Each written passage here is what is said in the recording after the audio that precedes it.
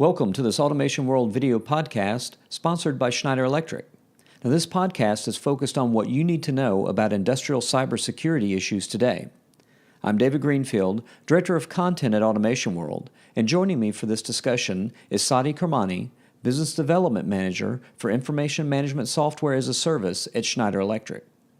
Now, cybersecurity is a rapidly evolving concern for industrial companies of all sizes, as new threats seem to constantly emerge and new technologies and approaches are always being introduced. So Sadi, to help set the stage for our discussion today, tell us a little about your background, how you got involved with industrial automation technologies, and how that morphed into a concentration on cybersecurity. I've been with Wonderware for about 13 years. I started off in a tech support position. At first, I didn't think I was ever going to work for an industrial automation company, but there was a chance. I was looking for a job, and so I took it. And I started off in support, and then over the years, I grew into a variety of roles and turned a career into it. And it's been really great. In particular, in recent months, I've been really focused on our cloud and mobile-based software as a service solutions. And with that, in the market, a lot of the concern was around cybersecurity.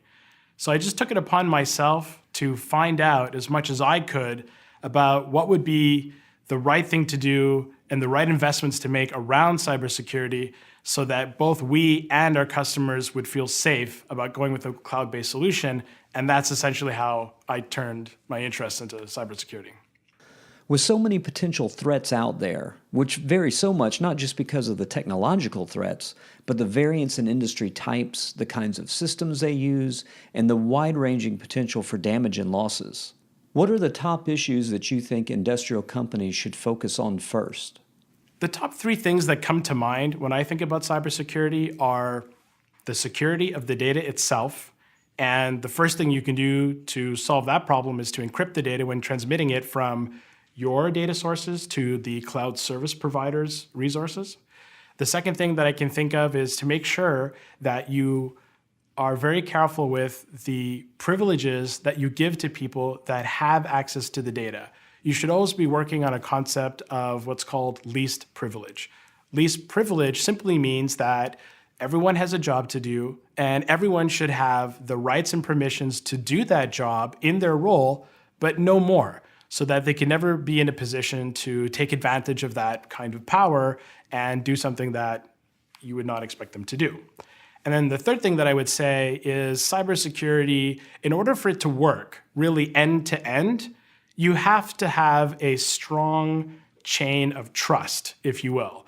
And if any one part of the solution is weak, then that affects the integrity, or that affects the trust that you can have holistically from end to end. So even if you use technology in all the right places, make sure that you're also leveraging and thinking about cybersecurity from even physically getting in and out of the plant, or physically who has access to devices that can get access to the data, and that you're also training your staff and your personnel to think about managing what they have access to and what they're communicating to people in a secure way, so that holistically everything is secure. Now, I noticed your answers were very specific, yet broad when it comes to technology recommendations. Now, did you answer so broadly because of the scope of industry issues encompassed by cybersecurity? Or is that just too difficult of a question to address specifically for industry as a whole? A lot of the times when customers want to know from us, what really do I need to be paying attention to? I typically shy away from those questions when it relates specifically to a technology or a protocol, because those things are changing all the time.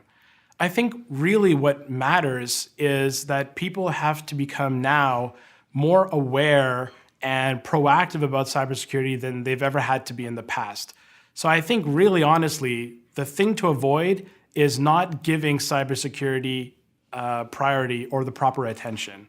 And I think the second thing is thinking that cybersecurity is just this one thing that you have to do on your checklist. It's really got to be more than that. It has to be a mindset and a cultural shift. And I think what customers should expect from their technology partners and their vendors is that cybersecurity has to be embedded not only at the technology level or within each and every product that they use, but as a concept and as a culture, it has to be across technology, people, and the processes that govern all of this stuff, so that holistically, the company and the people and the products have taken the right steps to protect themselves and their information. So what about standards, Sadi? There's so many standards out there when it comes to industrial cybersecurity. Which one should people be watching most? In trying to understand how to become effective at managing risk and limiting liability in the context of cybersecurity, don't feel like you're alone. There are a lot of people and organizations that are putting a lot of time and energy into communicating what is the right way and the best practices to follow. And some of the key ones, especially here in the US, is to look for example, to the Department of Homeland Security. They issue cybersecurity notifications on things that are going on or events that have happened, and they also have a lot of white papers and documentation specifically even targeted for industrial control systems that contain recommendations and best practices.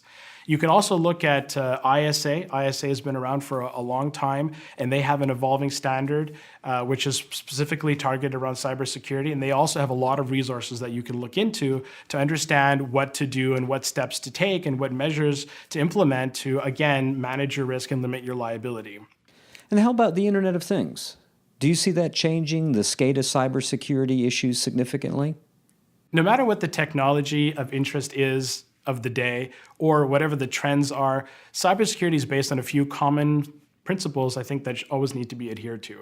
And one of them is that cybersecurity has to be embedded in every step of the way. So whether it's in the device or it's in the protocol that you use to communicate with those devices, or whether that's in the management of the security of those devices and those networks, or whether it's around the personnel that are managing these things, or the transmission between those things and value-added cloud services, cybersecurity has to be, in its own way, there and present every step of the way. So it's a shared responsibility. I think that's a key concept.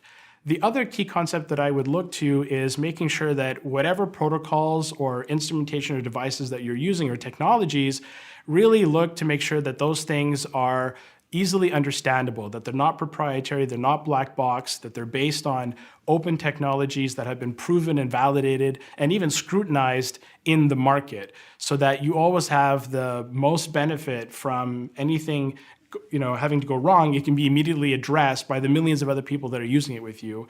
And also because it's a standards base, it limits your risk in investing in a certain technology and then having that change quickly the next day.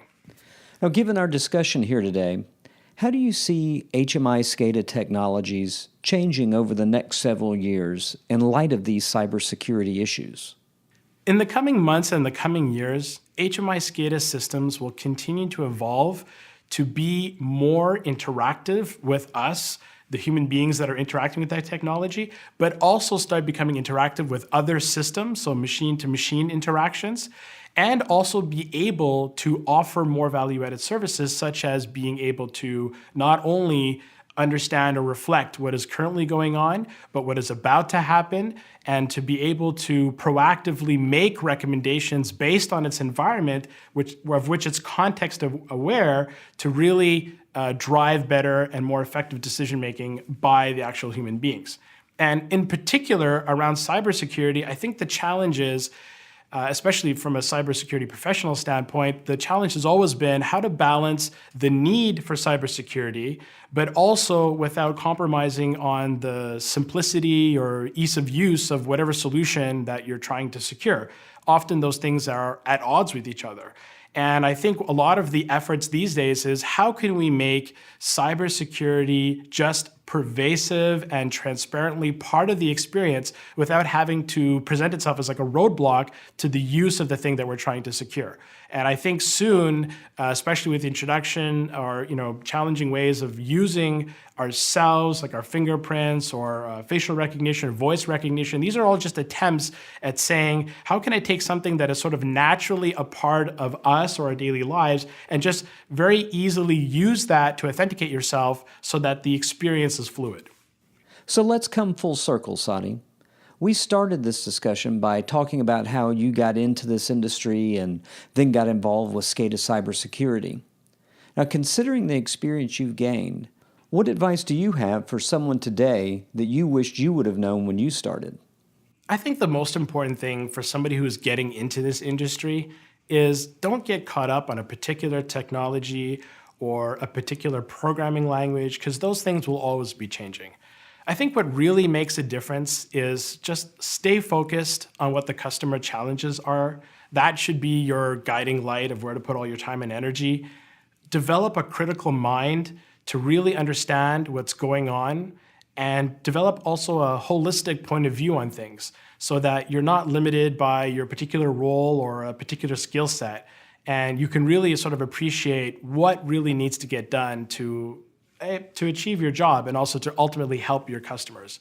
So stay curious, stay passionate, keep an open mind. Well, thank you, Sadi, and thank you for joining us. For more information, visit the website shown here.